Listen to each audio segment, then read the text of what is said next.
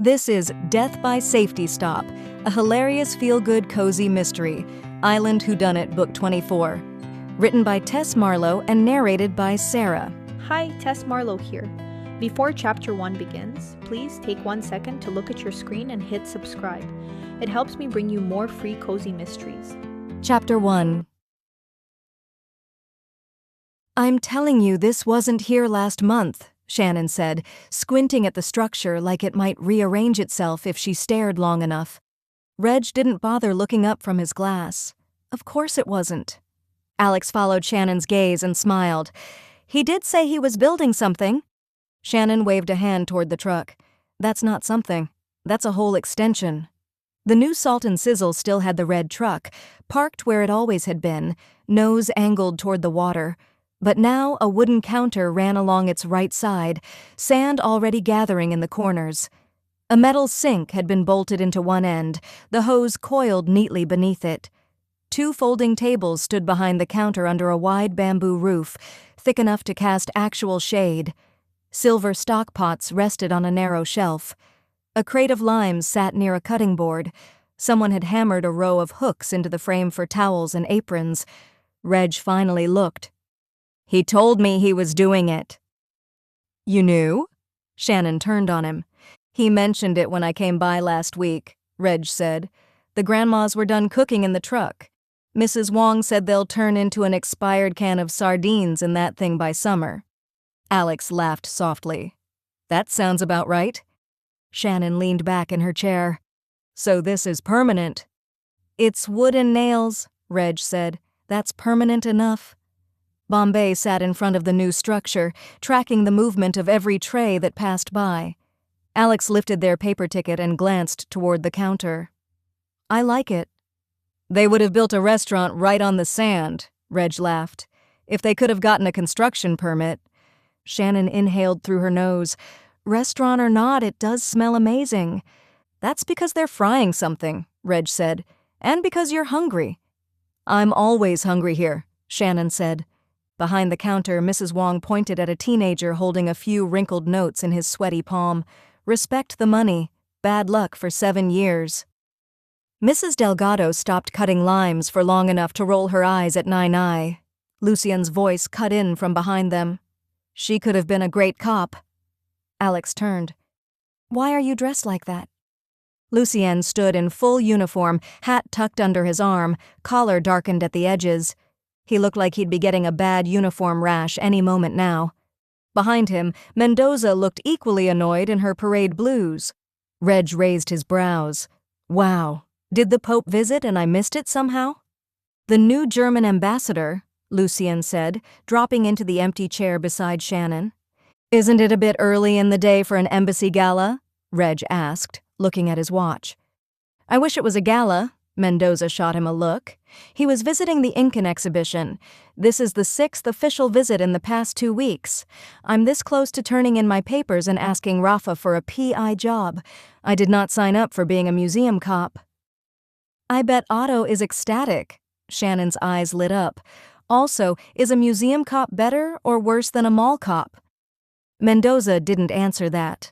She reached for the spare glass on the table and drank what was left in it without asking. Lucien leaned back and closed his eyes for a second. Too many flags and speeches. There were speeches? Reg asked. The mayor went on and on about vibrant this and vibrant that? Lucien shook his head. I think I'm getting a migraine. Alex pressed her lips together. How many times? 17, Mendoza said flatly. In a 10-minute speech, I counted. Shannon choked back a laugh. Now that's real commitment to the island's vibrancy, Reg said with a mischievous grin. Mendoza rested her elbows on the table. The whole force had to be there. Reg tilted his head. All 13 of you. All 13, Mendoza confirmed. No one was spared. Alex raised a brow. Did you just lock up the station? Lucien opened one eye. The janitor was on call. Reg stared at him. Lucien didn't blink. What? We gave him a radio. He's very proud. How come Rafa and Gary are not here? Mendoza asked. They are very busy, Shannon said, making a serious face. Reg nodded solemnly. Very busy. Lucien groaned. Cheating husband? Cheating wife? Reg took a sip of his drink. Rafa is committed to serving the community. By taking candid photos in parking lots, Lucien muttered. This time it was behind a storage unit, actually, Shannon corrected. Mendoza rubbed her temples. I don't want to know. Bombay stopped crunching on something Mrs. Wong dropped by accident near him and sighed. Santiago appeared beside the table, carrying 2 glasses beaded with condensation. Cold, he said simply, placing one in front of Mendoza and one in front of Lucien. Lucien took his immediately. You're a saint. Santiago shook his head. Always a pleasure to serve San Malvino's finest. Alex smiled up at him. The new setup looks incredible. Santiago glanced over his shoulder at the counter, where Abuelita was flipping something in a pan with focused intensity. It's better for both of them. Mrs. Wong's voice cut through again. Santiago, plates. Yes, Nai. He disappeared behind the counter. Shannon watched him go. He looks happy. After what he's been through, he really deserves it. Lucien took a long drink.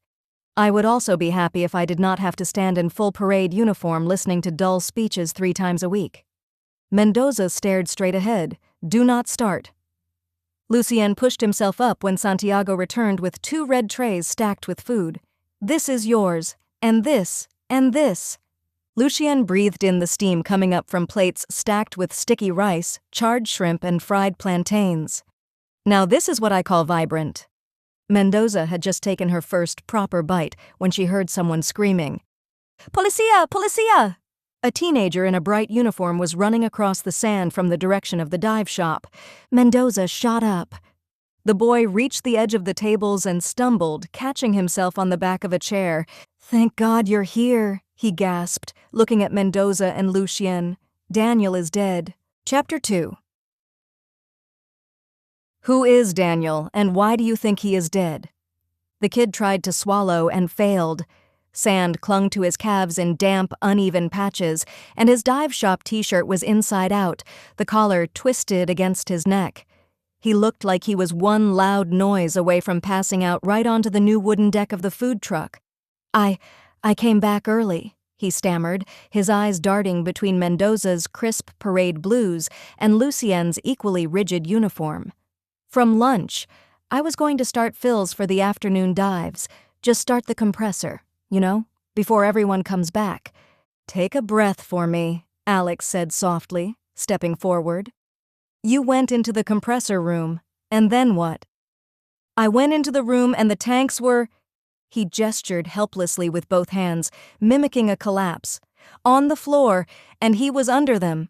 I didn't touch anything. I swear to God, I didn't touch him. You're sure? Mendoza asked. Yes, I saw the police cruiser parked by the food truck and I just ran. Reg let out a long, tragic sigh and looked down at his untouched plate of charred shrimp and fried plantains. Here we go again. Under the table, Bombay let out a matching groan. Show us, Mendoza ordered. Chairs scraped against the sand. They crossed the beach quickly. The midday sun was brutal, turning the white sand into a reflector.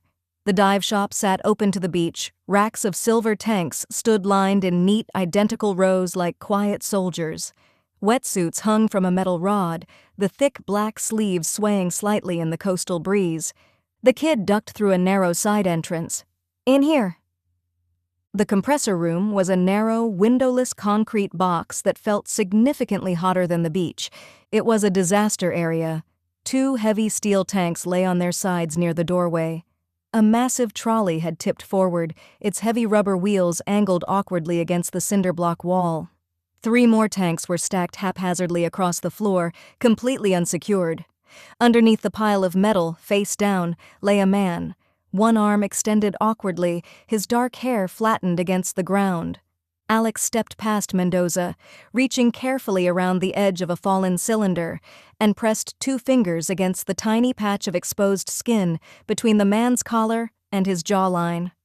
The room was dead silent, save for the ticking of the compressor. He's gone, she said, shaking her head. The kid made a small, strangled sound in the back of his throat. Mendoza inhaled through her nose. "Lucian, get the tape from the cruiser. Call the uniforms."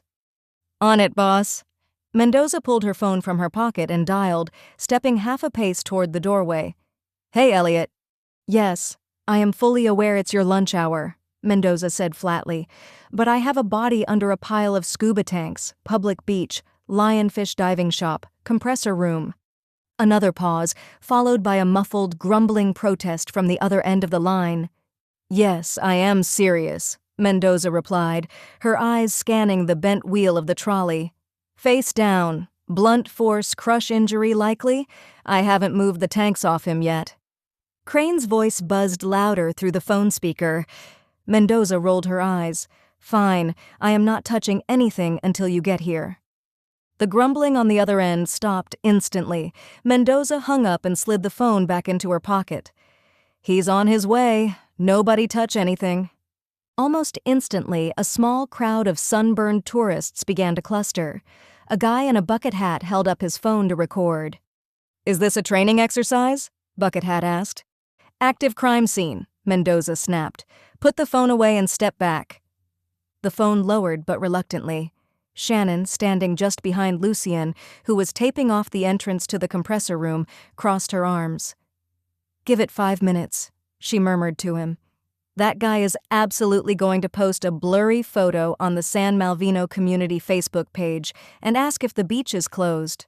Lucian secured one end of the yellow tape to a metal hook on the wall and walked it across to the opposite side, creating a physical barrier between the sweltering room and the bright, oblivious beach outside.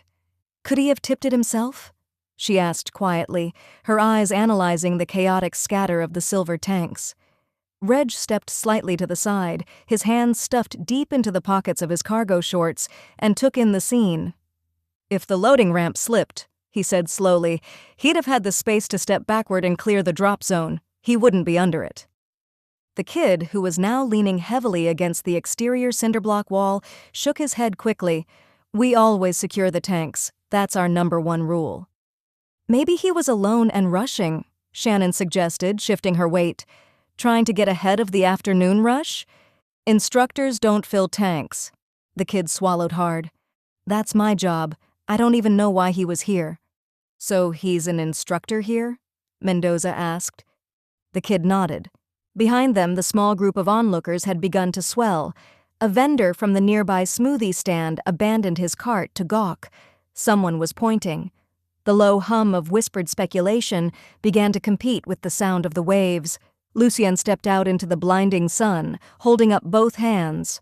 "All right, folks, move back. This isn't a tourist attraction. Clear the perimeter." A woman holding a pair of pink fins frowned deeply. "But we have dives booked for 2:30. "Congratulations," Mendoza said without missing a beat. "You now have the afternoon off. Reschedule." "I don't think there was a struggle," Alex said. "No overturned tools within reach. No defensive wounds that I can see. But Elliot will know better." "Who else was here today?" Mendoza asked the kid. "Everyone left for lunch," the kid said, wiping his sweaty palms on his shorts. "We closed the shop between 1 and 2. I came back early to prep the afternoon fills." Lucian's phone buzzed aggressively in his pocket. He pulled it out, glanced at the screen, and groaned. Shannon called it. "Bucket hat guy just posted to the Facebook group. Word is spreading." "Any arguments this morning?" Alex asked the kid. "No," the kid said. "Business as usual." A shadow moved rapidly at the edge of the forming crowd. Lucian straightened up just as someone tried to duck under the yellow tape from the side alley. "Hey!" Lucian started, reaching out a hand. "Move!" A woman's voice cut cleanly through the noise of the beach. She pushed forward without an ounce of hesitation. She was in her mid-50s, with sun-bleached hair pulled back into a messy, low knot. She wore a faded dive polo, board shorts, and absolutely no makeup. Lucian held out his arm to block her. "Ma'am, you cannot—" She didn't even slow down. Mendoza turned. The woman looked at her, steady and direct. "Let me through," she said. "I'm the owner." Chapter 3. "What is going on?" she demanded. Lucian put up a hand. "Ma'am, hold on, please. This is an active—" She was already ducking under the tape. Mendoza didn't stop her. She simply stepped slightly aside, allowing the woman a clear line to the compressor room doorway. The woman reached it and looked inside. "Oh no!" she gasped. "Daniel!" The kid looked at her with teary eyes. "Ma'am," Mendoza said quietly, "can you tell me who you are?" The woman blinked once, as if pulling herself back into her body. "I'm sorry. I'm Claire. Claire Whitmore," she said. "I run this dive shop." Her gaze flicked to Mendoza's badge. "Is he—" "Yes," Mendoza said gently. "I'm sorry." Claire sucked in a shaky breath. He shouldn't be in there." "What do you mean?" "Instructors never go inside the compressor room," Claire said. "There's no reason for them to go in there, ever." "Was he supposed to be somewhere else?" Mendoza asked. "Lunch," Claire said. "My whole team eats at the cafeteria across the street at 1, every day." She rubbed her fingers together absently, a nervous tic she didn't seem aware of. But Daniel stopped going. Reggie's brow lifted. "Why?" "He got into meal prepping, brought his own food." Claire swallowed. "He ate on the beach alone. Said it saved time." Mendoza nodded. "When did you last see him?" "Just before lunch," she whispered. "I headed out to run some errands around 12:45. He just came back with the boat." Her jaw trembled. "He was one of the best instructors on this island. I can't—" She didn't finish the sentence. Mendoza gave her a moment, then turned to the kid hovering behind the group. "What's your name?" "Miguel, ma'am, but everyone calls me Miko." "Come here, Miko." She waved him in. "You're the one who handles the tank fills, correct?" "Yes, ma'am," he whispered. "So why did you return early from lunch?" He rubbed the back of his neck. "I asked Claire yesterday if I could take a half day today. It's my girlfriend's birthday. She said I could go once I finished the afternoon tanks." Claire nodded faintly, confirming the story. "When did you come back?" "Around 1:30, ma'am. I opened the door. I saw this." His throat tightened. "I didn't touch anything." "No one is accusing you of anything," Alex said gently. "You did the right thing by calling the police." Miko nodded miserably. "Was the door locked?" Mendoza asked. Miko shook his head. "We never lock it. It's not like anyone can drag steel tanks across the beach without anyone noticing." "The kid got a point," Reg said. Mendoza sighed. "Call your girlfriend. Let her know you won't make it to her birthday today." "Oh man," Miko sighed. "She's going to be pissed."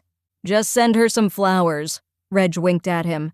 "Or sparkly gel pens," Lucien grinned, "depending on what she likes." Claire was still standing in the doorway, looking at the body under the tanks.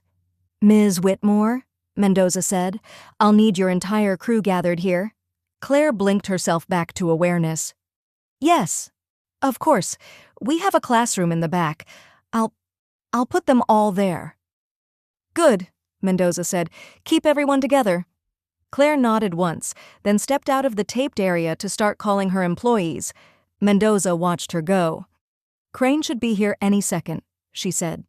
"Let's see what he has to say." Crane arrived a few minutes later, parking the coroner's van right on the sand. He ducked under the tape with his medical bag swinging. "What have we got?" he asked without greeting anyone. Mendoza pointed toward the compressor room. Crane stepped inside the doorway, took in the scattered steel tanks, the overturned trolley, the body wedged under the tanks, and sighed. "Yeah," he murmured. "That's a fatal crush. One tank alone wouldn't do it, but this—" He shook his head. "Spinal column's gone. Instant death." Claire, standing just behind Shannon, closed her eyes. Crane reached out and tapped one of the tanks with a knuckle. "Steel. Figures." Lucien frowned. "That matters?" "A lot," Crane said. "If these were aluminum, he might have survived the first hit. Steel's heavier. Momentum's brutal. Too bad they use only steel in this part of the world." "How come you know that?" Reg asked. "I'm a certified rescue diver," Crane said. "Not as fancy as you, Colonel, but I know my way around scuba gear." "Who would have thought?" Mendoza gave him a look. I thought you preferred people past the rescuing stage. I contain multitudes, Detective. Elliot grinned. Now let's get the tanks of the body and clear a pathway. I'm not pushing my gurney through crowds. Weightlifting in uniform, Lucien sighed. Sure, why not? While the men worked, Mendoza stepped closer to Claire. Has Daniel been having any issues lately? She asked. Arguments? Problems with clients? Colleagues? Claire's jaw tightened. No, nothing out of the ordinary. And what would you call ordinary? Mendoza shot her a look. Relationships in our industry. They're complicated, Detective. Mendoza's gaze sharpened. Complicated how? Rivalries. People get recruited, poached, undercut. Instructors arguing for tip money. It's constant, and Daniel was very good at what he did. Very good. Her voice wavered. That always warrants some tension. Yet, do you think someone would want to hurt him because of that? Honestly, I don't know, she said. I don't think I can think straight right now. Fine, Mendoza nodded. Let's see what your crew has to say. Chapter 4. As soon as the unis arrived to take over the crime scene, they all moved toward the classroom. Shannon walked slightly ahead of Alex, arms folded. Complicated relationships? She repeated. What does that even mean in scuba diving? They don't show each other pretty fish? Alex adjusted her pace to match hers. Hierarchy, like in any profession with ranks and uniforms. Hierarchy in flippers, Shannon said. Reg walked on the other side of Mendoza. Add tips and commissions and you've got trouble. Money is the source of all evil, Lucien said. Good, the government protects us from it. Mendoza snorted. People build identity around rank. Instructor, dive master, boat captain, years logged. Sometimes they forget who they are without it. Shannon made a face. I don't thrive in hierarchies. I couldn't even handle parent-teacher conferences without wanting to defect. Lucien glanced at her. From teaching? From society in general, she replied. Parents arguing with me like I owe them to find their kid's talent. What if there's none? Yup, Reg nodded thoughtfully. You always owe someone something? Alex smiled faintly. Thank God we're out of uniform. Mendoza gave her a side eye. They reached the low building behind the shop. Claire was inside, already positioning chairs. The classroom was simple, a whiteboard with the day's dive sites written in blue marker, a projector, a laminated reef map taped to the wall. 6 people sat scattered around the room, a tall man in his late 30s with instructor patches on his sleeve, a young woman with sun-bleached braids, hands folded on her lap, a thinner male in a dive master t-shirt bouncing one knee, a very tanned man with a weathered face, who was probably the boat captain, a young, equally tan guy staring at the floor, Miko, near the back, still very pale. They all looked up at once. Mendoza stepped inside first. Detective Mendoza, San Malvino PD. I would like you to answer some questions regarding Daniel. Everyone nodded, but no one actually spoke. Mendoza clasped her hands behind her back. Let's start simple. When was the last time each of you saw Daniel today? The instructor with the sleeve patches cleared his throat. Morning briefing. Around 8, he was leading the advanced open water group. The woman with braids nodded quickly. We crossed paths around 9. He was loading gear for the boat dive. The boat captain spoke without lifting his eyes. He was on my boat, took a group to the reef. Nothing weird. No currents, no issues. Mendoza turned to the dive master with the bouncing knee. You? He stopped bouncing, startled. Same as them. Boat dive. He was normal. Normal. Always normal. The dead rarely get described any other way. And after the trip? Mendoza asked. Silence. Then the instructor spoke again. He rinsed the gear, signed logbooks. Typical stuff. The younger, deckhand-looking guy finally spoke. He sat on the beach to eat, like he always does. Mendoza nodded. Thank you. And arguments? Tension? Problems with clients? Everyone froze. Then all 5 crew members did the exact same thing, looked at Claire before answering. No, said the instructor. No, said the braids girl. Nope, said the dive master. No problems, said the captain. Nah, said the young deckhand, barely audible. Is it just me or they don't want to talk? Reg whispered into Alex's ear. It's not just you, honey, she whispered back. Mendoza continued, unfazed. Any disputes inside the team? Friction? Complaints about workload? 5 sets of eyes turned to Claire again. No, they repeated in unison. Reg exhaled softly through his nose. Did Daniel mention any issues recently? Anything out of the ordinary? This time, no one spoke at all. Lucien leaned toward Shannon. Pretty sure Claire's blinking in Morse code. Say nothing. Shannon elbowed him sharply. Finally, the braids girl offered, He didn't talk about problems much. He was a private guy. Another chorus of nods. Mendoza switched angles. Does he have any next of kin we should contact? The instructor hesitated. He has a girlfriend. The dive master added, They were together a few months. She drops by sometimes. Name? Mendoza asked. A beat of uncomfortable silence. Marina, the captain said. She works for another dive shop in the Coral Bay Hotel. She's a receptionist. Anyone else? Mendoza asked. Parents? Siblings? The room sank back into quiet. I don't think he had any family, the braids girl said. Everyone looked at Claire again. Mendoza let the pause stretch. All right, she said finally. One more question. Anything unusual at all this morning? Something he said, something he did, a conversation, a client interaction, anything. They all shook their heads. Thank you for your time. Mendoza sighed. You can get back to your work for now. Just don't leave the island. The crew rose slowly, murmuring soft apologies as they shuffled out. As soon as the door clicked shut behind the last person, Mendoza stood up. Well, she said, that was surprisingly unhelpful. Feels like they're hiding something, Reg said. Maybe they just don't want to get in trouble with Claire, Alex countered.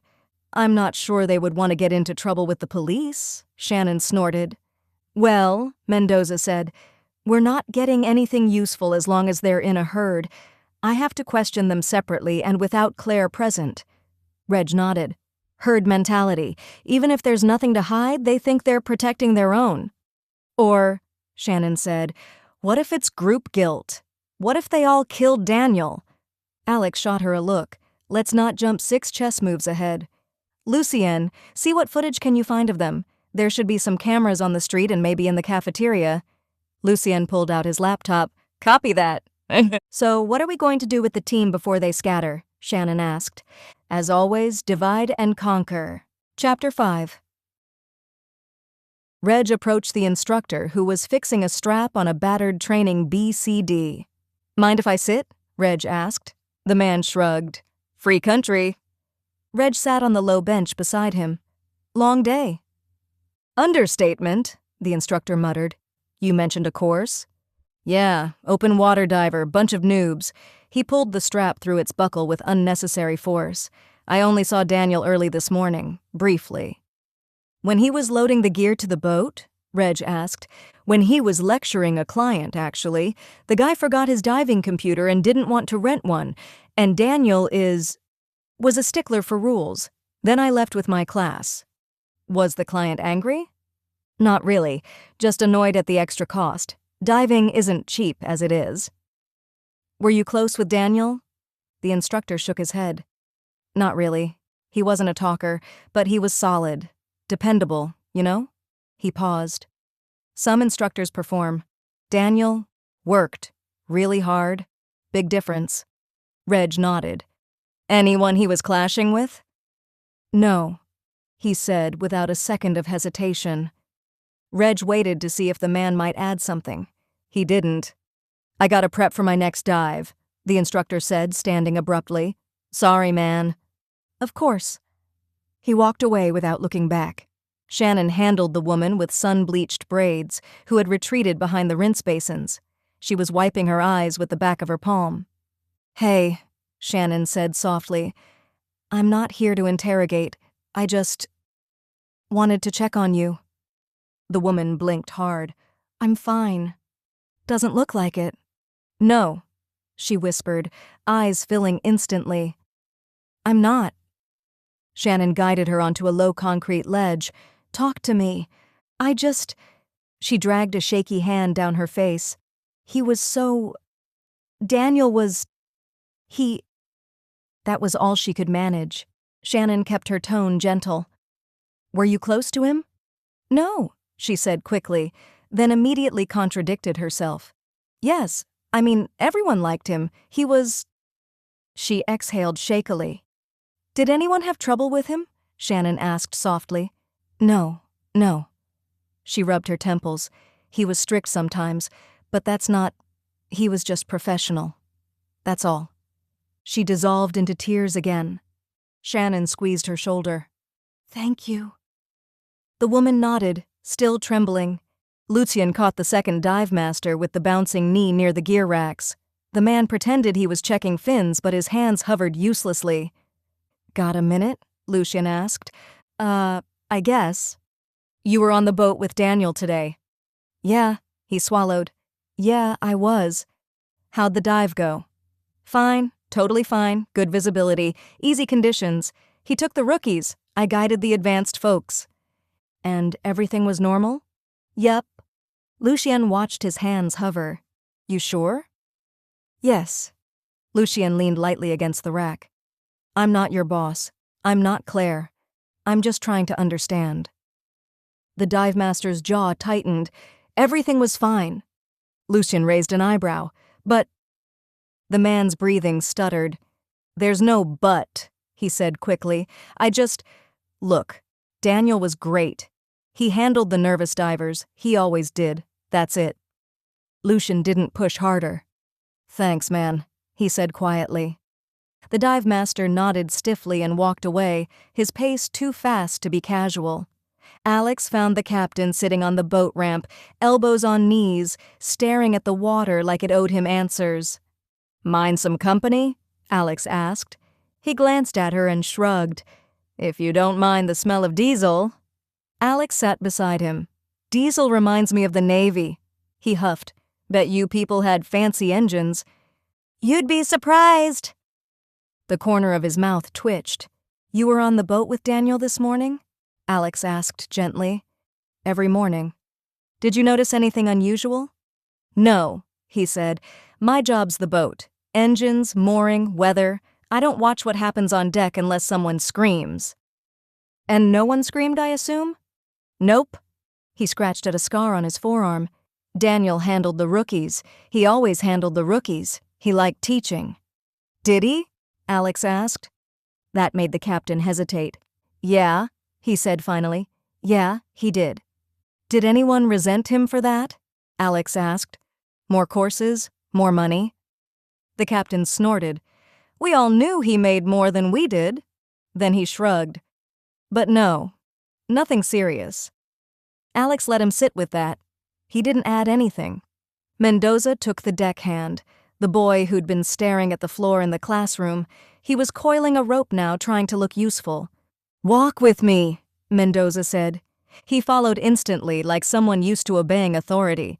What's your name? She asked. Ravi. How long have you worked here? 6 months. Tell me about Daniel. Ravi tugged at the rope. He was strict. Strict how? He made people follow rules. Not everyone does. He kept his eyes down. People don't like rules on vacation. Did anyone get angry about that today? No, he was always strict. Everyone knew that. Another tug on the rope. He wasn't mean, just serious. And today felt normal? Yes, he tugged on the rope again. I think. You think? Mendoza echoed. Ravi nodded, biting his lip. I don't know. I keep trying to remember if something was weird, but it was just a dive, like always. Mendoza nodded. Thank you. He looked relieved to be dismissed. 15 minutes later, they reconvened behind the shop near the shade where spare tanks sat. Shannon leaned against the wall.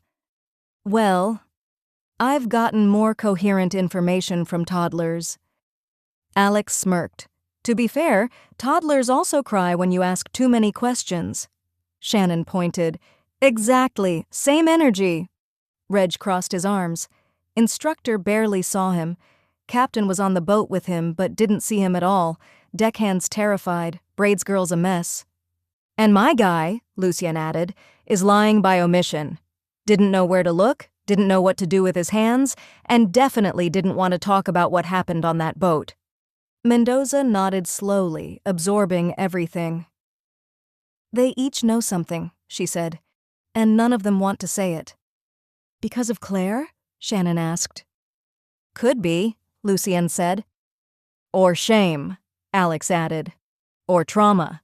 Don't underestimate how much a sudden death scrambles the brain. Or, Reg said, because something happened on that boat this morning and they all agreed not to talk about it. They had the whole lunch to plan. Mendoza looked toward the beach, where the waves were rolling in like nothing had changed. Someone is lying, she said. I just can't figure out who. Shannon pushed off the wall. Where to next?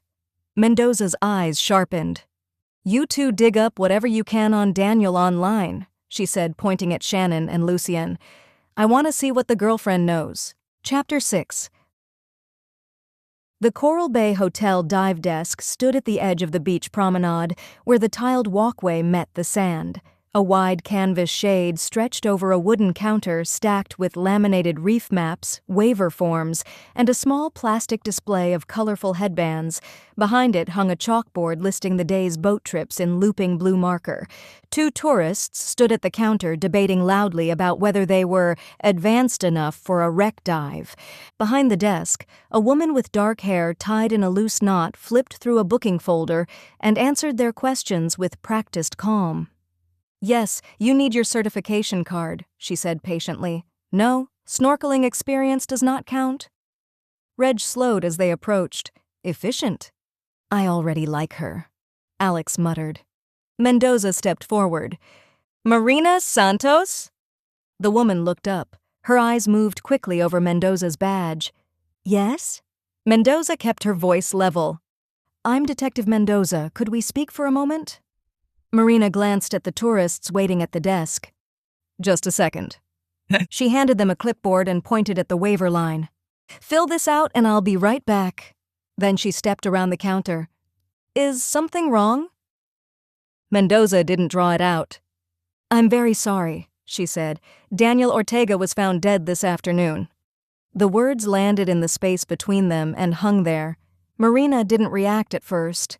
She blinked once, slowly. I think, she said after a moment, there must be a mistake. Alex stepped a little closer, her voice softer. I'm afraid there isn't. Marina looked from Alex to Mendoza, as if trying to locate the edge of the conversation and finding none. Dead, she repeated quietly. Yes. The sound of the waves rolled in from the beach. Somewhere behind the counter, one of the tourists dropped a pen. Marina let out a slow breath. When? Early this afternoon. Another pause. We had dinner plans tonight, she said. Alex didn't say anything. She just stayed beside her. Marina ran a hand across her forehead, collecting herself with visible effort. How did it happen? We're still investigating, Mendoza said. But we'd like to ask you a few questions. Marina nodded faintly. Of course. They moved a few steps away from the counter, toward the shaded edge of the promenade where a row of dive tanks stood stacked against a wall. Reg stayed back near the desk, pretending to study a reef map pinned to the board. Mendoza opened her notebook. When was the last time you saw Daniel? This morning, she said. We had breakfast together. What did you talk about? Marina's expression tightened slightly as she searched her memory. Nothing important, boring work stuff. Did he seem upset about anything? No. Distracted? No, she shook her head. He was himself. Calm, collected, as always. Mendoza nodded. You said you had plans tonight? Marina sighed. Dinner. The word came out almost apologetically. He was supposed to finish the afternoon dives around 5. Was that something you did often? Alex asked gently. Whenever we could. A faint, fleeting smile touched Marina's mouth. Schedules don't always match in this job. Mendoza waited a moment before continuing. Tell me about Daniel as an instructor. That question seemed to steady her. Marina straightened slightly. He was one of the best instructors on the island. Reg glanced over from the map board. High praise. It's not a praise, Marina said quietly. It's just true. Mendoza wrote a line in her notebook. Tourists requested him, Marina continued. Some people came back every year just to dive with him. Did other shops try to hire him? Constantly. Why didn't he move somewhere nicer? Public Beach is not exactly the best diving scene. Marina gave a small shrug. Because of Claire. Mendoza looked up. Claire Whitmore? Yes, she paid him well. Marina leaned back against the railing slightly. Better than most places. How so? She wanted to keep him, I guess. Reg raised an eyebrow. Instructors usually rely on tips, Marina said. Daniel didn't have to. Mendoza glanced at her notebook again. Did that cause any resentment? Maybe, she said. But that was sort of the worst-kept secret among divers. Everyone knew that Daniel makes more. Mendoza considered that. Did Daniel ever think about leaving? I don't think so. Marina looked out toward the water for a moment. He was very loyal to Claire. Did his loyalty have any reason? Marina sighed. He started at the Lionfish as a compressor boy. His parents passed when he was very young. He was raised by his grandma. Claire took him in. Alex's eyes softened slightly. So he grew up around the shop. Claire even paid for all his courses, Marina nodded. He once said that she's closest he had to family. For a moment, none of them spoke. Then Mendoza asked, How would you describe Daniel's personality? Marina thought about it. Serious, strict, all about diving. Every conversation revolved around that. He always said that scuba diving is an extreme sport and hated when people took it for a fun vacation activity. She smiled faintly. He loved teaching beginners. Why? Mendoza asked. Marina's expression softened. Daniel preferred students who started from zero. Experienced divers sometimes come with bad habits. Alex tilted her head slightly. He sounds like a good teacher. He was. Marina gave a quiet laugh that didn't last. His favorite students were kids. He said that they love the ocean and don't treat diving like a trophy. Something to brag about. Adults sometimes do, Reg nodded. That makes sense. Marina continued after a moment. He used to say the best moment in diving was when someone took their first breath underwater, because that's when they realize the world is bigger than they thought. Mendoza turned a page in her notebook. Did Daniel have enemies? No, Marina frowned. Why would he? Maybe arguments with anyone. Competition exists, she said carefully, but nothing like that. Besides, he was a very calm person. If someone pushed him, he would just walk away. Mendoza studied her face for a moment. One more question. Marina waited. Would Daniel ever go into the compressor room at the shop? The answer came instantly. He had no reason to. Mendoza nodded slowly. Thank you.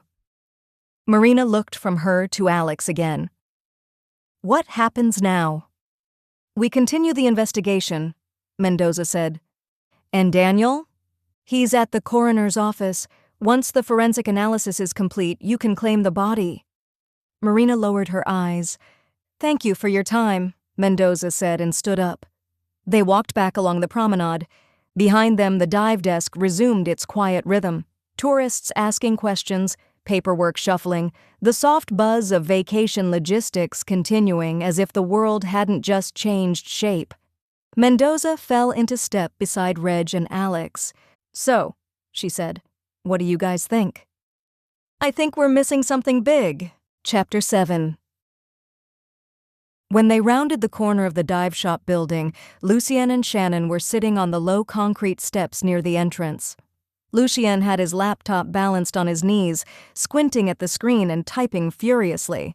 Shannon sat beside him with a cold lemonade from Santiago's in one hand and a paper bag of chips in the other.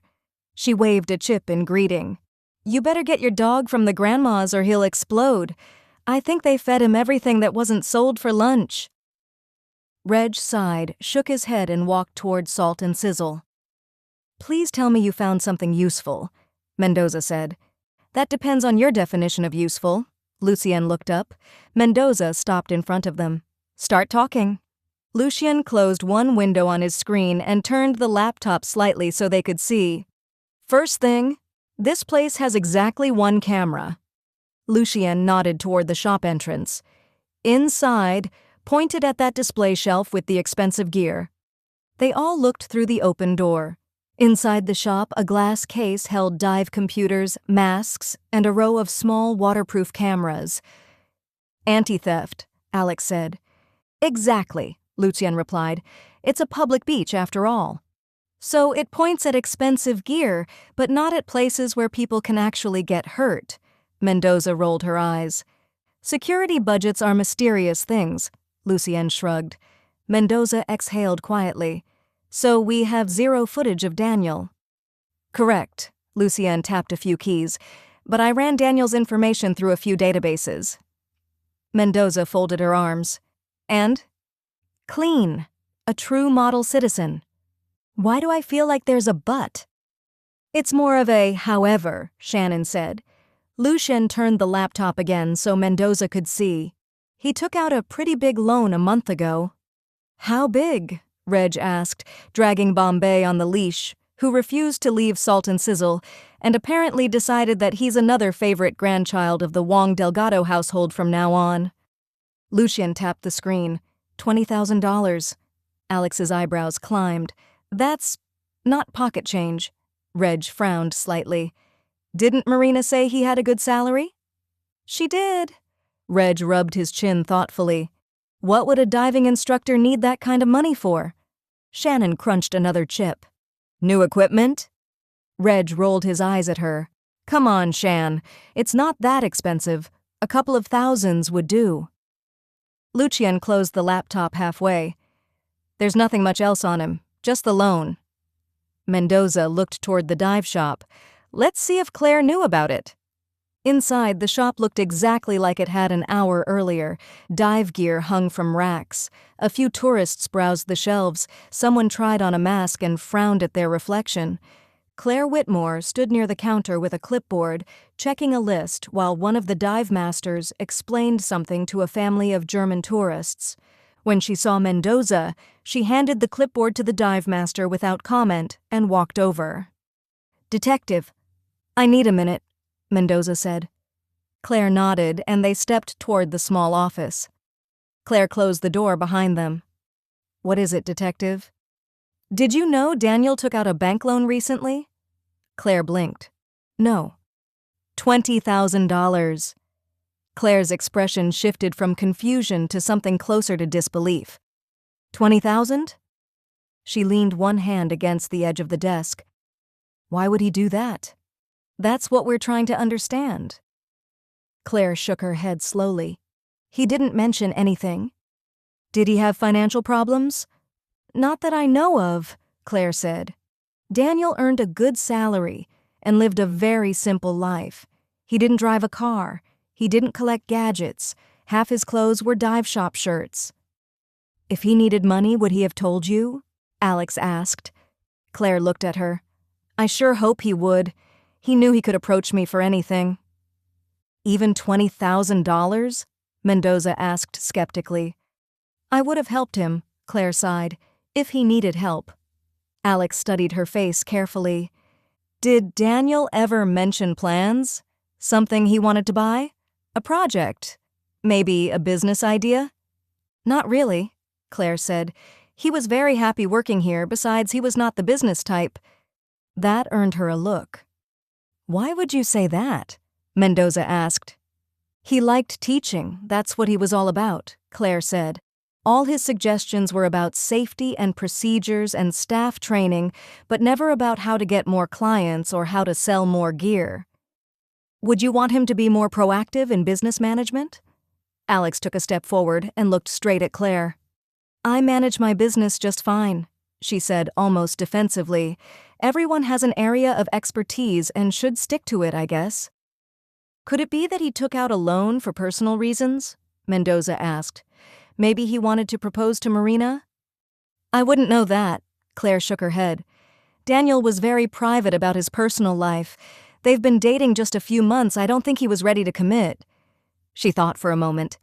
"Besides, a 20 grand ring is a bit much for a dive instructor, don't you think?"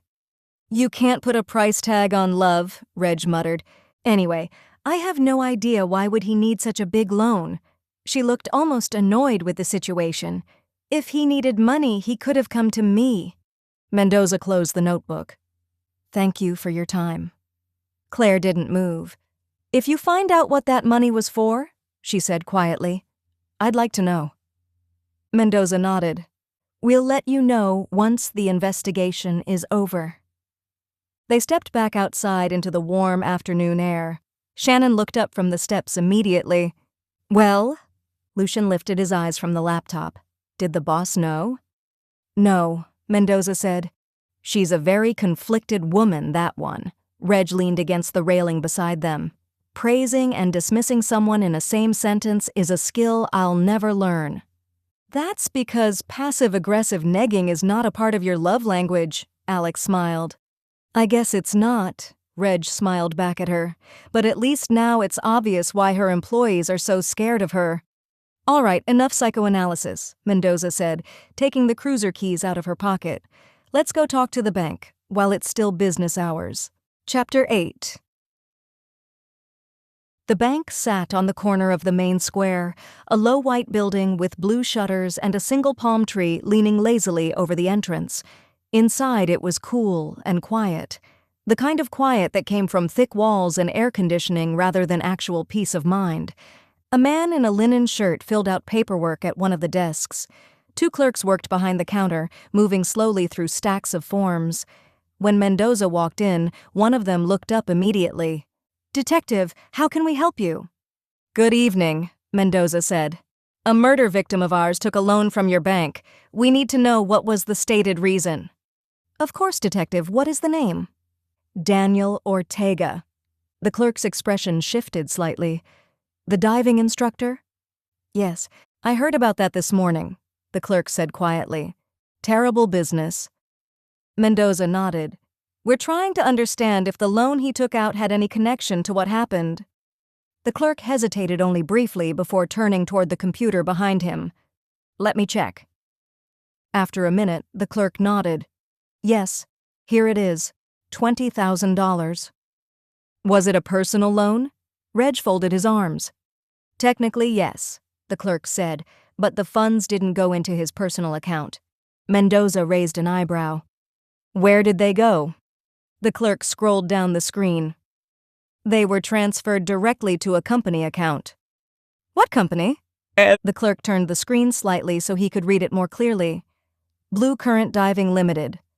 Reg glanced at Mendoza. "That sounds familiar?" "Not really," Mendoza said. She looked back at the clerk. "Can you give me the owner's name?" The clerk hesitated for half a second, then continued reading. "Victor Hale." Alex leaned an elbow on the counter. "So Daniel borrowed $20,000 and immediately transferred it to Mr. Hale's company?" "Not exactly," the clerk said. "Mr. Hale is also listed as the cosigner on the loan." Mendoza looked up. "That doesn't make any sense." "Actually, it happens sometimes," the clerk replied. "Usually when two people are starting a business together." "So the bank was comfortable lending Daniel the money because Mr. Hale agreed to cover it if something went wrong." Alex tilted her head. "Essentially," the clerk shrugged lightly, "it was all within the bank's rules."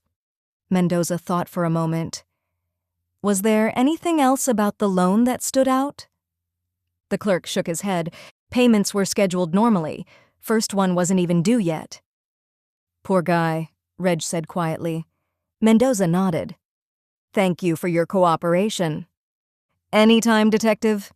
They stepped back from the counter and headed toward the door. The square was bustling with people. A delivery truck rumbled past the cafe terrace. Someone argued cheerfully near the mall entrance. "How come the bank clerk was so forthcoming?" Reg slid his sunglasses back on. "I thought they would ask for court orders."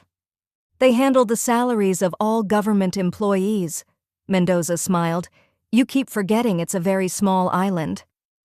This whole situation makes Claire's words even more unreasonable. Alex crossed her arms. He did want to have his own business. "We won't know for sure till we talk to Victor Hale," Mendoza said, taking out her phone and dialing. "Lucien, find out where is the main office of Blue Current Diving Limited." "Give me a second, boss," Lucien said on the other end of the line and started typing. "It's in Coral Bay Hotel." "The same hotel where Marina works as a dive shop receptionist?" Reg glanced down the street. "The exactly same one," Lucien said, "but they own like 12 other dive shops all over the island." "Thank you, Lucien." Mendoza hung up and turned to Reg and Alex. "So Marina works for Victor Hale, that's very interesting." The Coral Bay Hotel looked exactly the same as that morning. Glass balconies, pale stone, a long pool that seemed to spill directly into the sea. A line of palm trees swayed lazily along the terrace where guests sat under white umbrellas drinking tropical cocktails. Mendoza parked the cruiser in the service lane and stepped out. Reg looked up at the hotel facade. "Now that you look at it," he said, "this is slightly different from Claire's operation." Alex smiled faintly, to say the least. At the reception desk, Mendoza flashed her badge. "We're looking for Victor Hale." The young woman behind the desk nodded.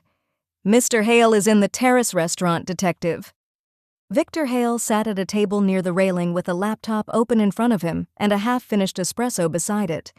Tanned, in his late 40s, he looked like someone who spent a lot of time near the sea, but rarely in it. He noticed them approaching and closed the laptop calmly. "Detective Mendoza," he said before she even spoke. She stopped at the table. "You know who I am?" "Marina told me you are the detective on Daniel's case." Reg pulled out a chair and sat down without asking.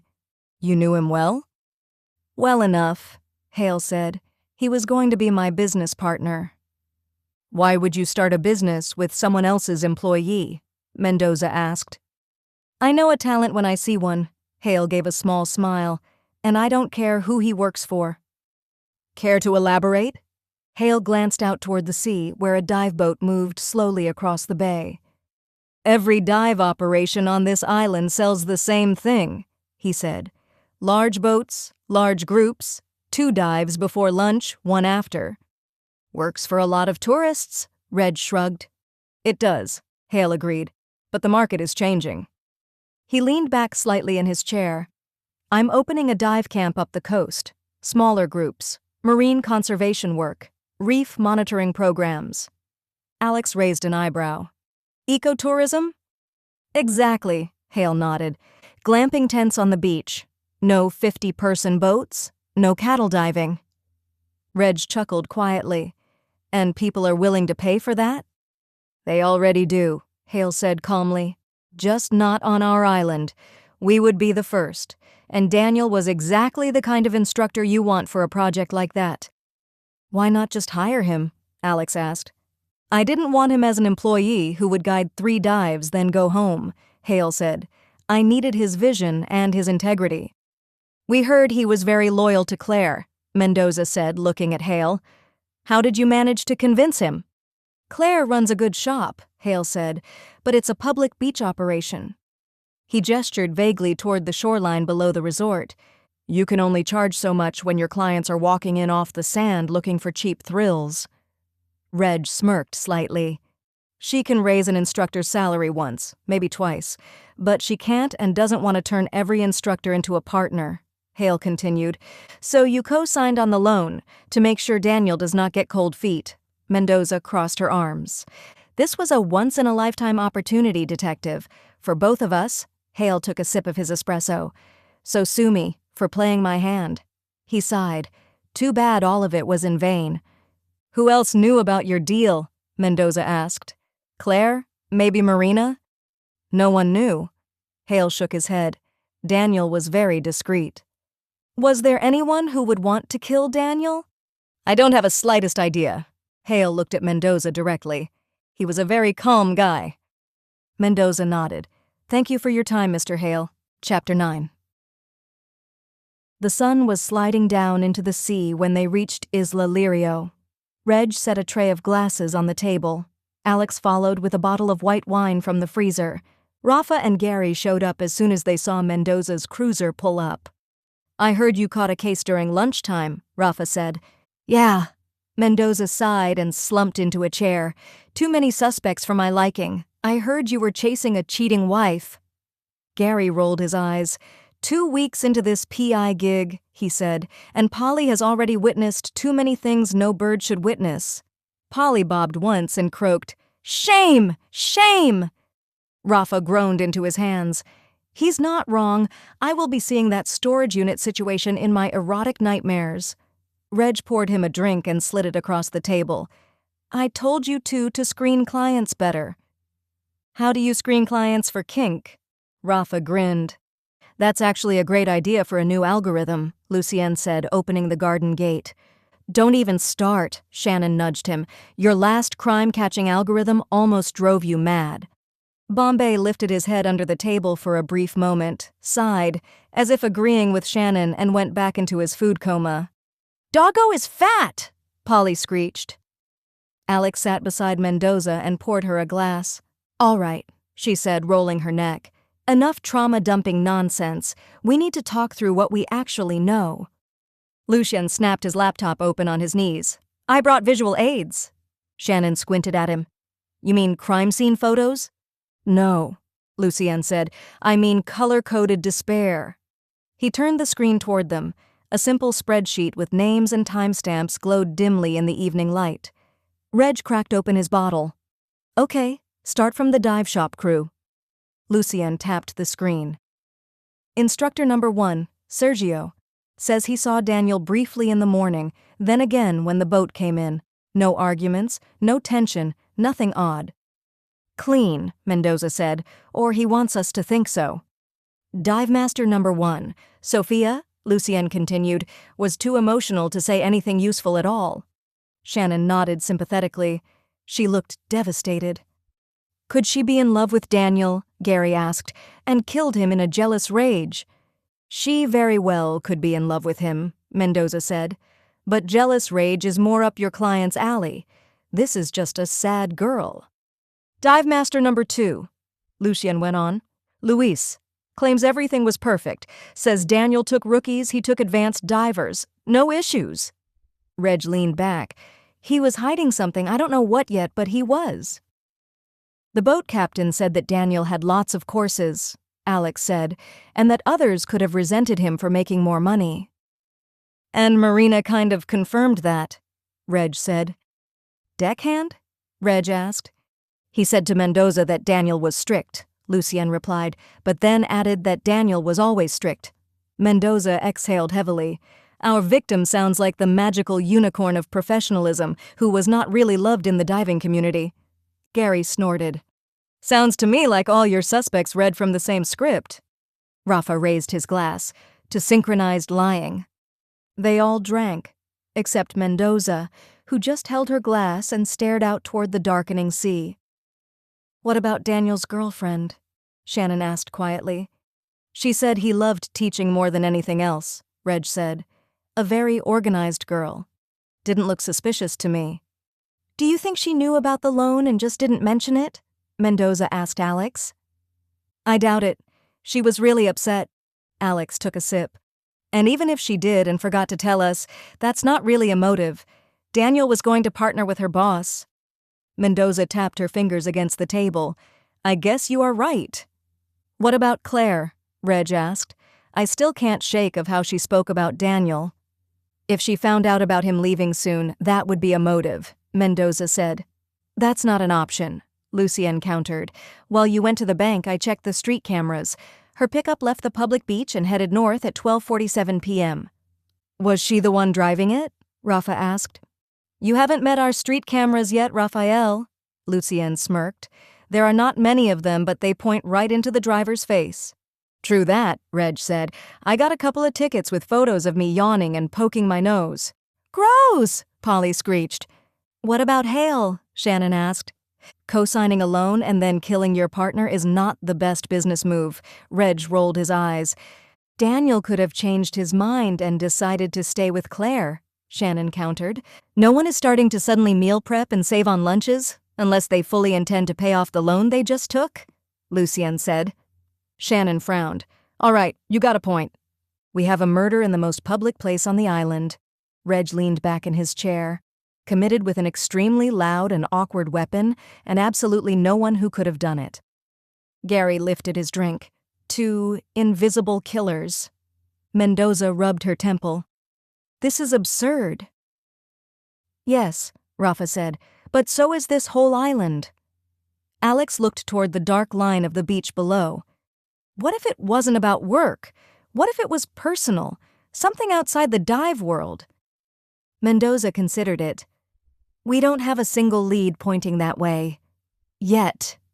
Shannon tugged her ponytail. But if no one in the shop did it, then someone else had to be nearby, someone outside their circle. But how would we even start looking into that if there are no cameras? Lucien asked. Easy.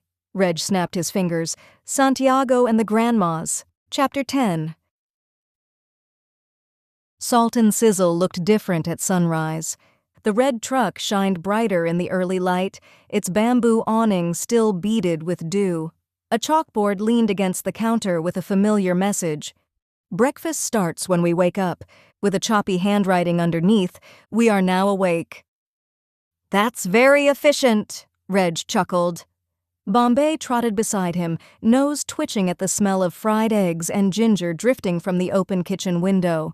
Lucien rubbed his eyes. Why did we come so early? I don't think my brain has booted yet. Because this is the only time we can talk to them without any interruptions, Mendoza said. Can I at least get a cup of coffee? Lucien muttered. Before anyone could reply, Santiago emerged from behind the truck carrying a crate of mangoes. He spotted them and waved. Morning, he called. Did you finally convince everyone that the best time is before breakfast rush? I'm getting there, Reg waved back at him.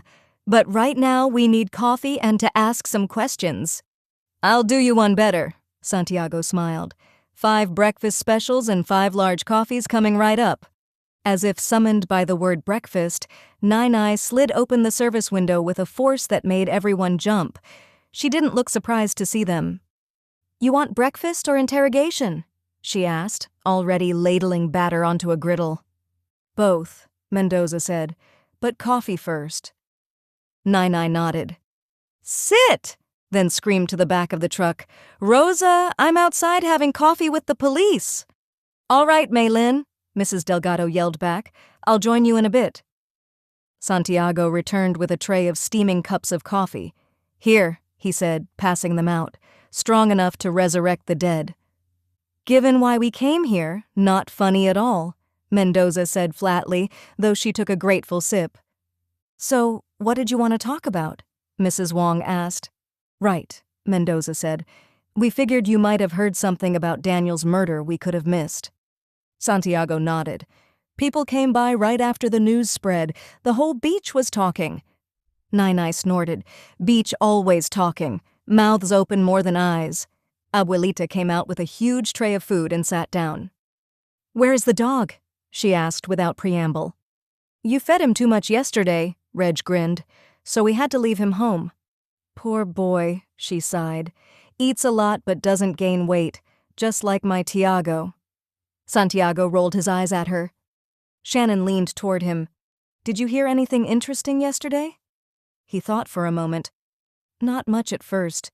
People were shocked, but Sophia came by. She cried the entire afternoon. She did cry a lot yesterday, Alex said. Santiago nodded. Full meltdown, eyes swollen.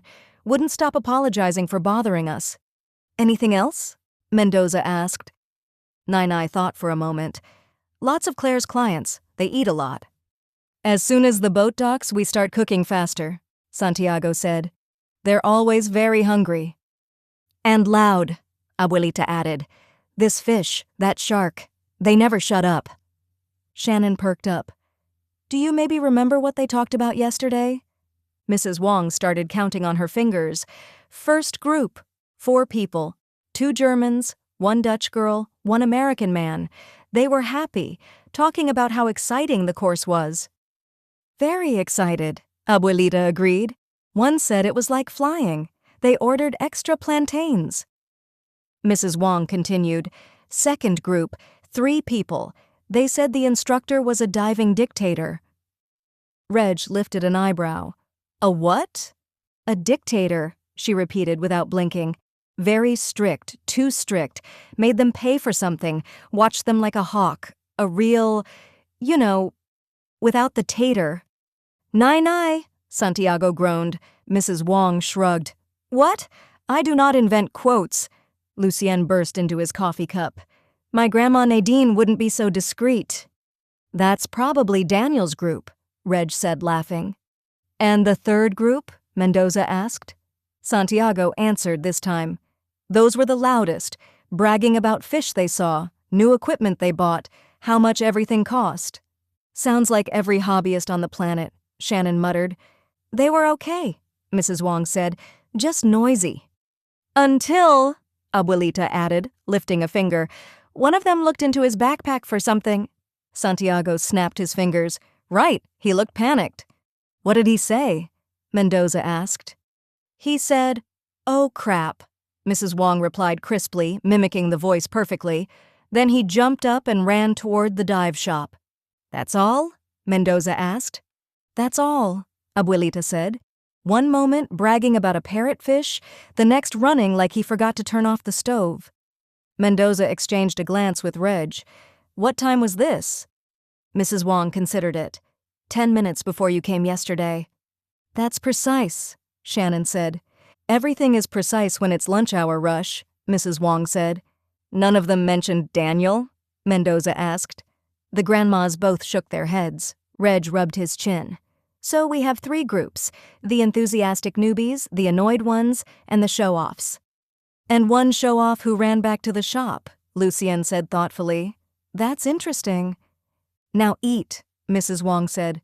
Your breakfast is getting cold. They stood up and went back to the truck. All right, Mendoza said, forking her fried eggs. We have to get a client list from Claire. When they approached the dive shop, Claire was already behind the counter doing some paperwork. Detective, she said. Good morning. Any news? Mendoza stepped inside. We need your client list from yesterday morning. Claire blinked at her. I'm sorry? Mendoza didn't repeat herself. Claire looked between the crew who scattered around the shop, then back at Mendoza. Detective, I can't do that. Mendoza lifted an eyebrow. Can't or won't? Clients expect privacy, Claire said. If word gets out that I'm giving out their names to the police, I will lose half my business. Tourists don't like the idea of being questioned. I never heard of dive shop owner, client privilege. Mendoza folded her arms. Besides, your best instructor was murdered. Don't you want justice for him? Claire's jaw tightened. I do, and we're all devastated. But that doesn't give me permission to break client trust. There are laws. No law, Lucien said, protects a tourist from being mildly inconvenienced. Claire shot him a glare. You don't understand how fragile this industry is. One wrong rumor, one story about the police harassing customers, and we lose everything. Diving is optional. People choose our shop over dozens of others. I cannot hand out names just because someone complained the instructor was strict. That's not why we're asking, Reg said. Claire swallowed.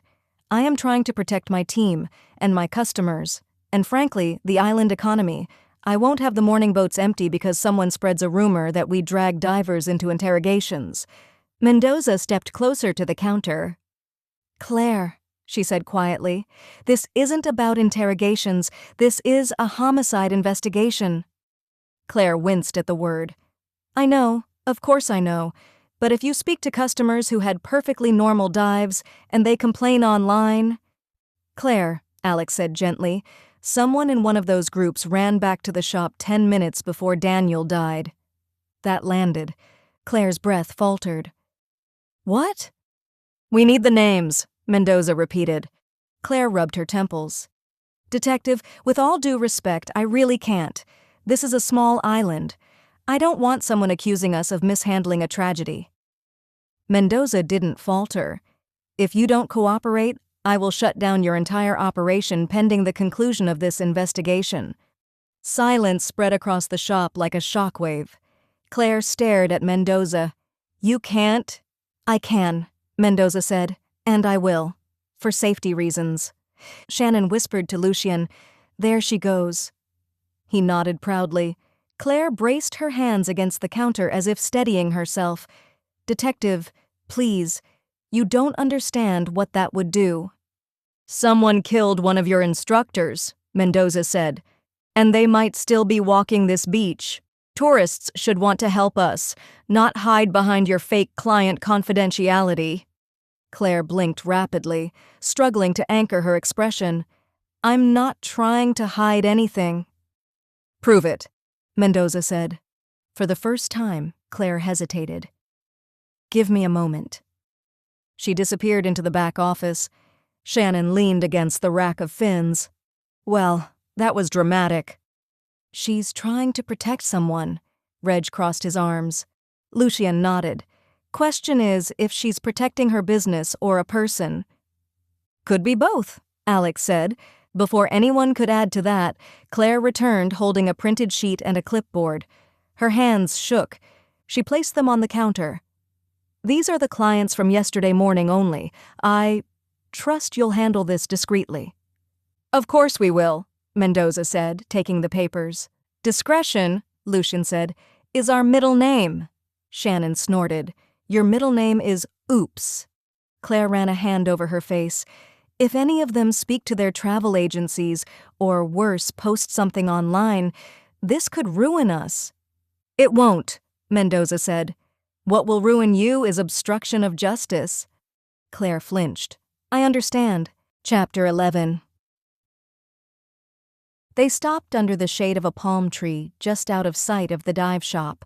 Mendoza stared down at the printed list of names in her hand and sighed heavily.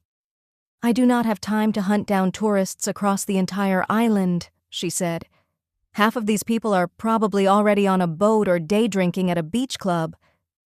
Alex leaned over to look at the list. "We know we're looking for a group of 3, and they were bragging about expensive equipment." "So we cross out the budget backpackers," Shannon said. "Exactly," Alex nodded. "We can probably cross out the Airbnb crowd too. Go straight to the ones staying in expensive hotels." "Nope." Reg shook his head. "Doesn't make sense." Alex looked at him. "Why not?" "If you have the money to stay at a fancy place like the Coral Bay Hotel, you dive with their shop," Reg said, sliding his hands into his pockets. "They have all the fancy dive options and lockers. You don't haul your own expensive equipment to a public beach at 8 in the morning. That kills the holiday vibe." Mendoza frowned. "He's right. So where are they?" "Give it to me." Lucien held out his hand for the paper. "Let me do my magic." He balanced his laptop on his forearm, flipped it open, and started typing with one hand. "You're going to drop that one day," Shannon muttered. "I am a professional, Shannon," Lucien said, his eyes scanning the screen. "Okay, we are looking for a group of 3. Let's check the loudest names on this list. Trent Harrison, Kyle Vance, and Brody Miller." He hit another key. "Boom," Lucien smirked. "They aren't in a hotel. They rented the Vista Sea Villa. It's got a private infinity pool, a chef's kitchen, and it happens to be exactly a 3-minute walk from the public beach." "Convenient for morning dives," Reg noted. Mendoza looked at her watch. "It's 7:30 already. Let's go wake them up." The Vista Sea Villa sat behind a high white wall draped in purple bougainvillea. Mendoza didn't bother looking for a doorbell. She just knocked hard on the heavy wooden gate. A minute later, the door pulled open. A guy in his late 20s stood there blinking against the morning sun. He was wearing expensive linen shorts and no shirt, holding a half-empty mug of coffee. "Yeah?" he asked, rubbing his face. Mendoza held up her badge. "Detective Mendoza. Are you Trent Harrison?" The guy's sleepy expression vanished, replaced by sudden, rigid alertness. Yes. Is there a problem?" "Were you and your friends diving with Lionfish Diving yesterday morning?" Mendoza asked.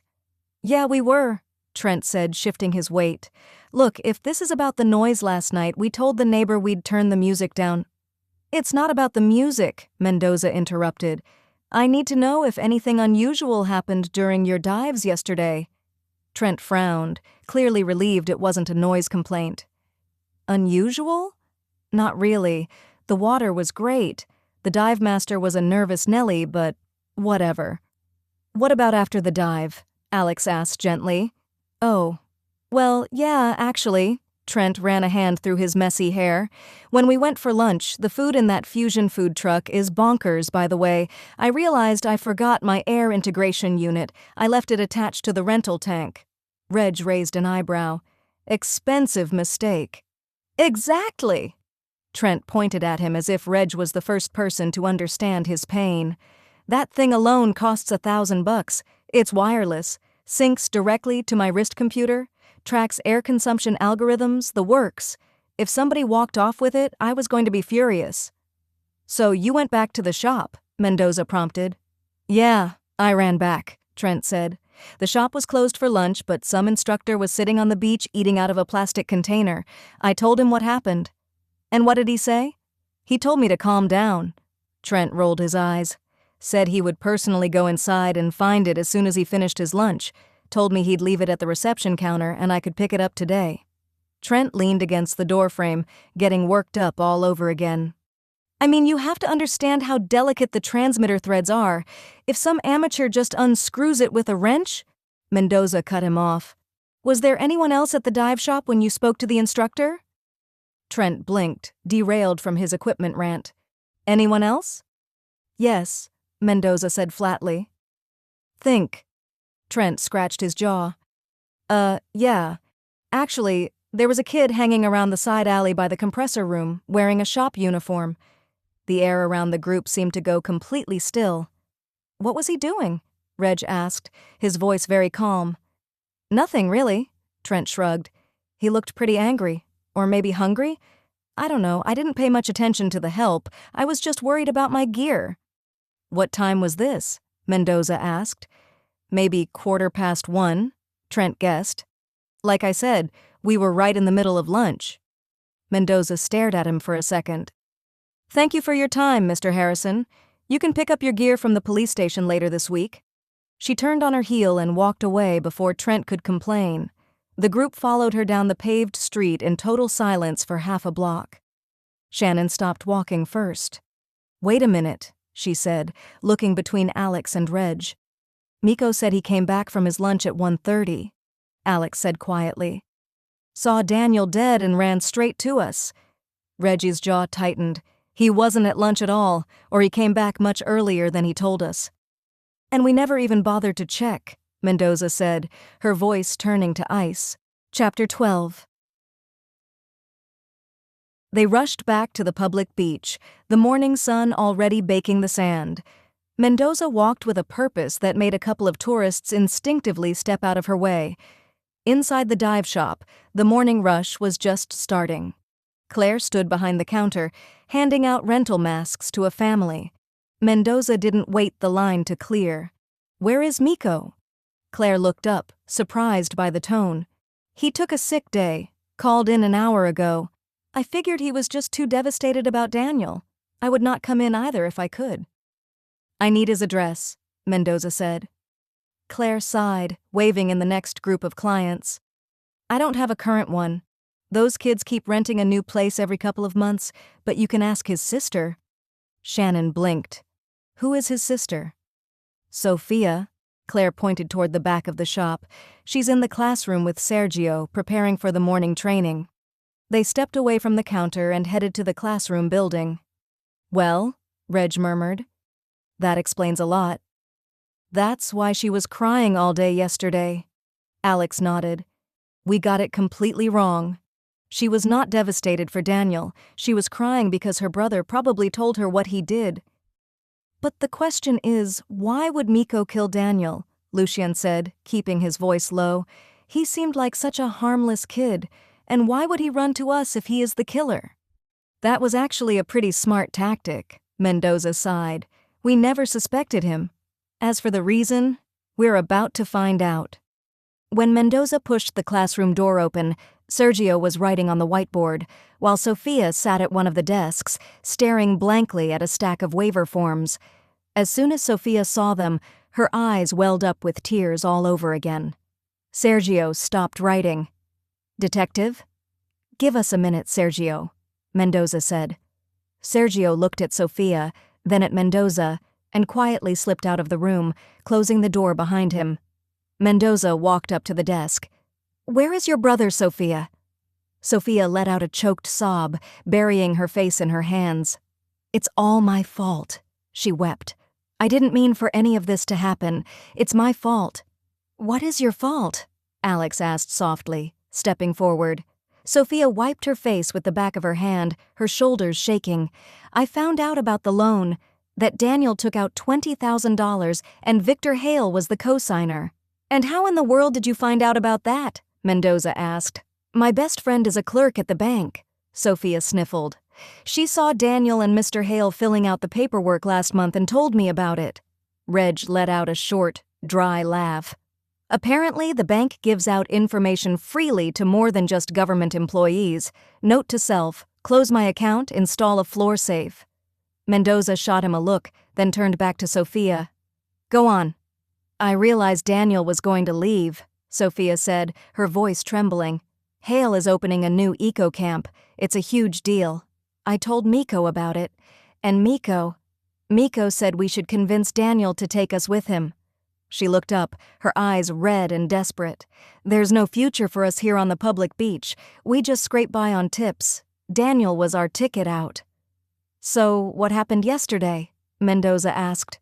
"Miko didn't come to lunch with us," she whispered. "He said he had to finish fills. Then around 1:30, he texted me." She pulled her phone out of her pocket with shaking fingers. He wrote, "If anyone asks, I was with you at lunch today." Lucien leaned over to look at the screen and nodded at Mendoza. "I didn't pay much attention to it," Sophia cried. "Miko cuts corners sometimes to leave early. I just thought he was slacking off and covering his tracks with Claire. But then we got back to the shop, and Daniel was... and you were already here. And the crowd. And then Claire said we have to say that we don't know anything." She broke down entirely, sobbing into her arms. "Did Claire know what Miko did?" "No," Sophia kept weeping. "She was afraid you'd close us down if we say something suspicious." "Sophia," Mendoza did her best to contain her voice, "if you don't want the police and the Coast Guard to start an island-wide manhunt for your brother, you need to call him right now and ask him to meet." Sophia gasped, shaking her head frantically. No, he's just a kid, he's terrified." "Sophia, listen to me," Alex interrupted, her tone gentle but firm. "If he runs, he looks like a cold-blooded murderer. If you help the police, bring him in quietly. This could be qualified as manslaughter, a tragic accident during an argument, but he has to come in voluntarily. This is the safest way." Sophia looked at Alex, searching her face for a lie, and found none. She took a ragged breath and nodded. With trembling hands, she unlocked her phone and dialed. The room was dead silent as it rang. "Miko?" she said, her voice cracking before she forced it steady. "Miko, it's me. Listen, you can come to the shop. It's safe." She swallowed hard, tears spilling down her cheeks. "The police said that the case is closed. They found the killer. It's over.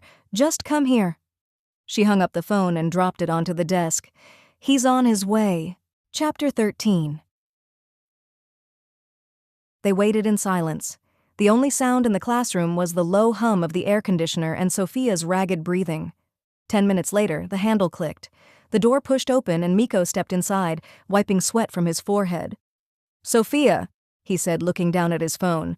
"Claire said you were back here. Who did the police—" He froze. His eyes darted from his weeping sister to Mendoza, then to Reg, who had casually stepped to the side, smoothly blocking the exit without making it look like a threat. Miko's face drained of color. He took a half-step backward, his hand hovering near the doorknob. "Don't make it worse, kid," Reg said quietly. Miko looked at Sophia. "You said it was safe. You said they found the killer." "We did," Mendoza said. Her voice was flat, leaving absolutely no room for negotiation. "Have a seat, Miko." Miko's shoulders slumped. The panic that had been holding him together for the last 24 hours seemed to evaporate all at once, leaving behind just an exhausted, terrified teenager.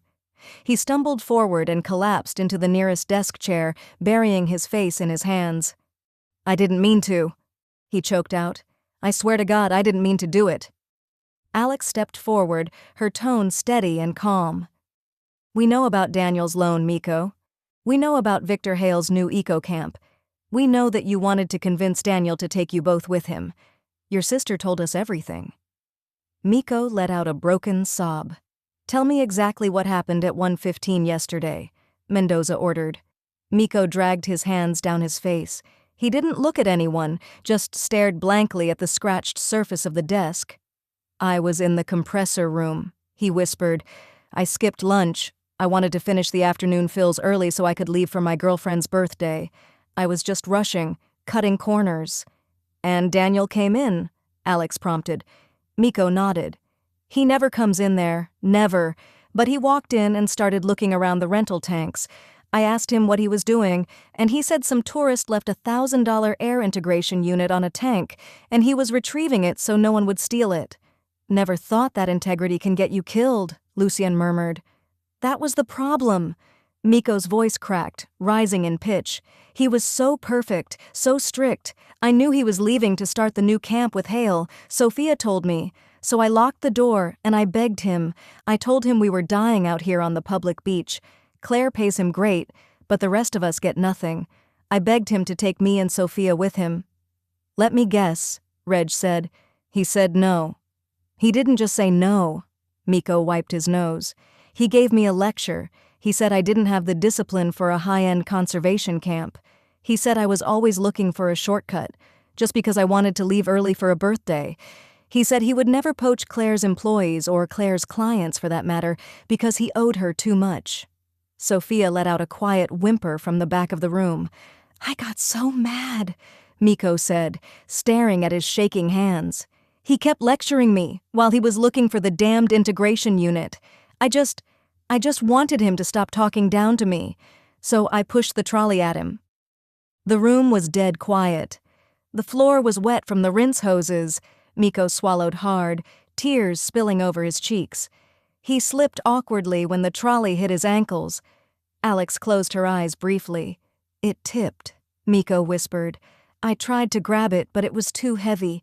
It just came down on him. The sound, it was awful. When I pulled the trolley up, he wasn't breathing. He wasn't moving. I knew if I ran, no one would ever believe it was an accident. They'd think I murdered him for catching me slacking." "So you waited," Mendoza said, her eyes narrowed. "I waited 10 minutes, Miko sobbed. "I saw the police cruiser pull up to the food truck to get lunch. I thought, if I run to them right now, if I act like I just found him, they won't look at me. They'll just think it was a tragic accident." "It was a smart tactic," Reg said, his voice devoid of judgment. "It almost worked." "I'm sorry," Miko cried, looking at his sister. "Sophia, I'm so sorry." Mendoza pulled her handcuffs from her belt. The metallic click seemed to echo in the small classroom. "Miguel," she said, her voice entirely professional, stripped of any anger or sympathy. "Stand up. You are under arrest for the manslaughter of Daniel Ortega. You have the right to remain silent.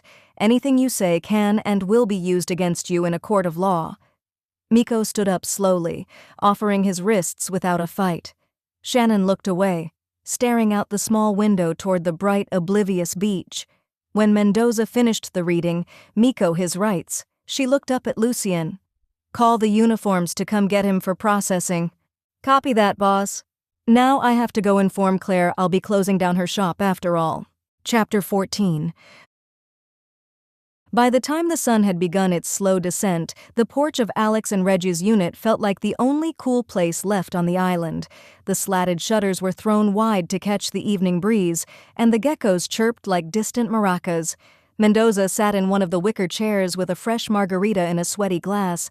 Reg lounged in his favorite chair, legs up on the rail.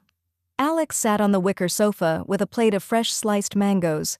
Shannon and Lucien had claimed the porch stairs. Bombay sprawled in the grass, dreaming a twitchy dog dream that probably involved charred shrimp. Mendoza took another sip. "Manslaughter," she said.